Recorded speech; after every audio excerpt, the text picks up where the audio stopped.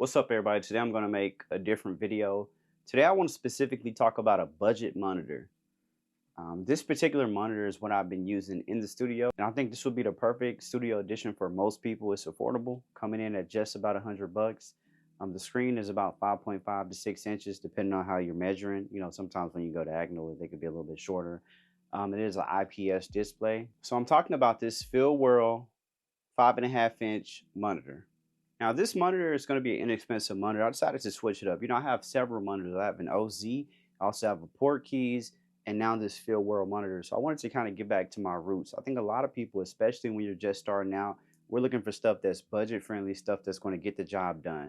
Now the main difference when it comes to just monitors in general is usually going to be how big they are and how bright they are. So a popular length of monitors, size wise, is usually going to be about 5 inches up to about 7. So the very first monitor I got was actually a monitor that was this exact size. It was an ICANN monitor, and I got it because I was watching a YouTube video much like this one, and YC Imaging was using it. At that time when I got that monitor, I didn't really know much about like nits and different things like that. So what happens is the brighter the monitor, the more nits it has. The more nits it has, the better viewable it's going to be in terms of like viewing outside, sunlight, and different things like that.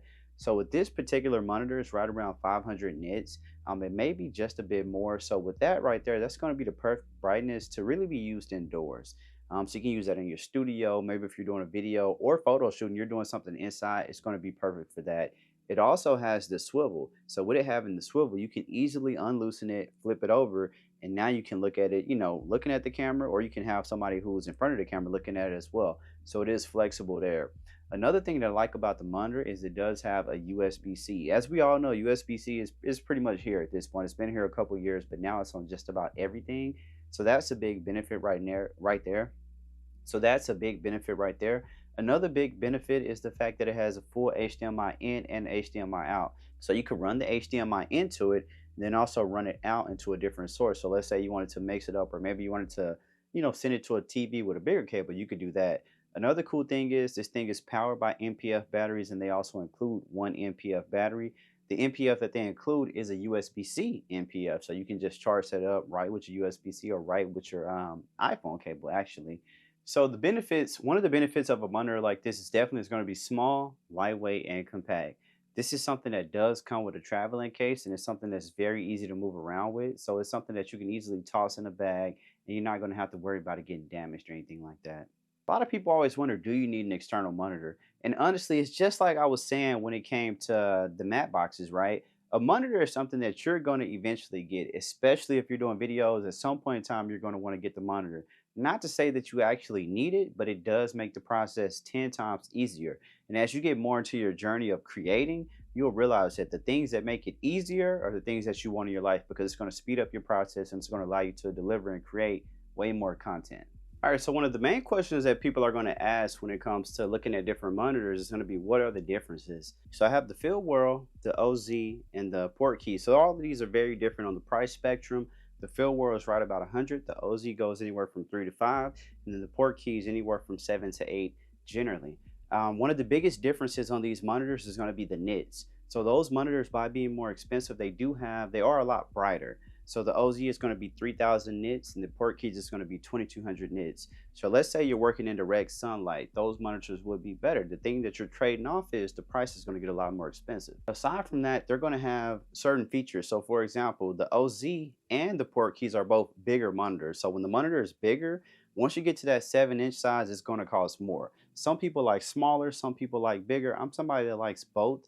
If I'm going outside, I want bigger. If I'm indoors, then I'm 100% fine with a smaller monitor. Aside from that, the only other difference is going to be like build quality. So this is more similar to the Osee monitor that I have, whereas the Portkeys is going to be the most solid out of all of them. I mean, I think it's like a tank.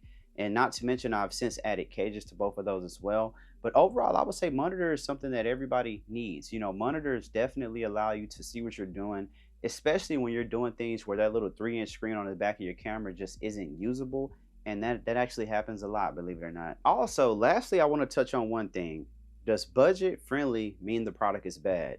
And the answer is no.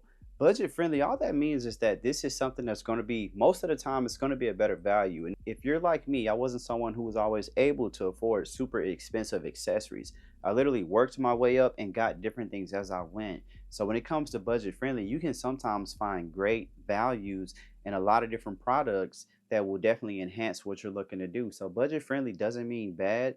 But does budget friendly mean it'll work for everyone? No, but that goes with any product. You can spend $1,000 and it might be something that you don't like.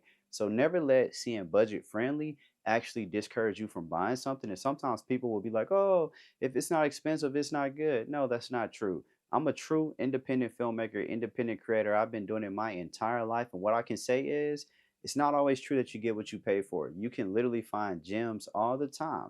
It's just about what works for you. And you got to keep in mind when people are giving their opinion, they're simply giving their opinion based on what works for them. But please note that they may hate it and you may love it. So that's definitely something. Aside from that, I'm using a different set of mics on this video. I'm actually using the DJI Mic 2.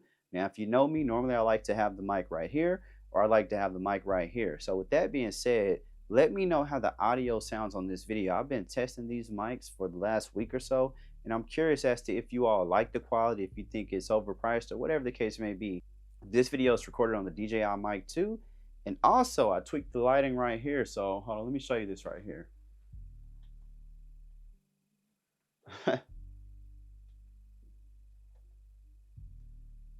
Let's see.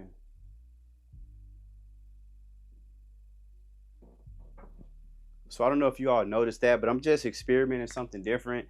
Video is going to be a little bit overexposed, but I have this amaran. I need to do a video on this light as well. This is something I'm going to be experimenting with, but I just wanted to point that out. Aside from that, I just wanted to do a quick video just kind of showing off this product, and also, you know, letting you know if I would recommend it. And like I said, if you're looking for a budget-friendly monitor, if you're somebody looking to get your first monitor, or you just want to use something in the studio, kind of like I have it set up, yes, it's 1,000% worth it, and I think you would enjoy it. If you're somebody who thinks you're going to want a bigger screen, then I would probably pass and just go with the bigger version, because it really just depends. I mean, like I said, I started with smaller, went bigger, and I've learned to use both in different cases. But if I'm out in the field, I'm going to prefer bigger. But every monitor has its use case, so it kind of just depends on you.